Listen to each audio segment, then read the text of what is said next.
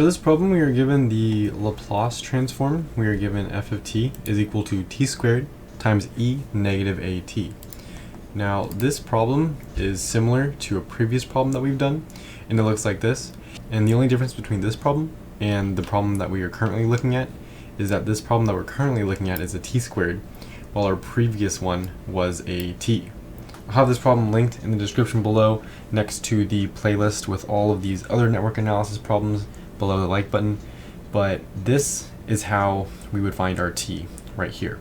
We would do all of this. We know that f of s is equal to the Laplace transform of the function, and that's going to be equal to this. And if we take d of s both sides, basically if we derive everything with respect to d of s, then we are going to get this. And after we get this, we can multiply both sides by a -1, and that will give a negative d ds, and that is what our t will equal, because now we have a t here when we didn't in here. So t is equal to negative d ds. We found that, and we can copy that. We found this up here, again, from this problem. We're going to use it in this problem. That way we don't have to write the whole theory out. So I'm going to paste this in here. Now, we have a t squared and not just a t. So what we're going to do here is we're just going to square it. So we're going to square both sides, and this is going to give us that our t squared is going to be equal to a positive, because a negative times a negative is a positive, d squared divided by d squared s. And what this means is that we're basically going to take the derivative twice. In the previous problem, we took the derivative once right here, but now, since we have a d squared, that means we're deriving it twice. We're going to start this problem off by looking at e negative at. So we have the Laplace transform, and we're going to put everything in here eventually, but first I'm going to start with the e negative at. And then this is going to be equal, because of our table, we know it's equal to a 1 over s plus a. Now, we are going to have our t squared in here now, so we'll bring our t squared in, and that means we're going to multiply this by d squared divided by d squared s. So this is our current equation that we need to solve for.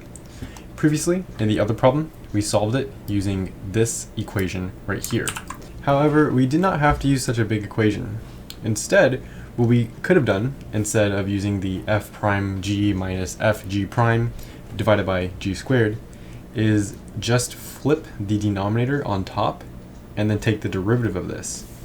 So what I'm basically saying is that 1 over s plus a is equivalent to a s plus a raised to the negative first power.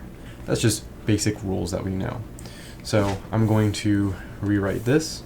We are going to take the derivative of s plus a raised to the negative first power. Again, we're taking the derivative of this twice. So the first derivative, we're going to subtract 1 from the exponent, and then we are going to have our exponent be in the front. So we're going to have a -1. This is our exponent times s plus a minus 1 minus 1. That's going to give us a -1 s plus a raised to the negative second power, but we still have our d of s here. So we are going to then derive it a second time. If we derive this again, we are going to bring our exponent out front. We have a -2 now. Then we are going to have a s plus a, and then we need to subtract 1 from our exponent again. And this is going to give us a 2 times our s plus a raised to the negative third power. And this is equivalent to what our answer is going to be, because it is in fraction form. We have 2 over s plus a raised to the cubed. Remember, whenever we move the some value with an exponent to the numerator or denominator, all we gotta do is flip the sign of our exponent. So once we do that, we have found our answer, 2 over s plus a cubed, and that is going to be C. So that's how you go about solving for this problem.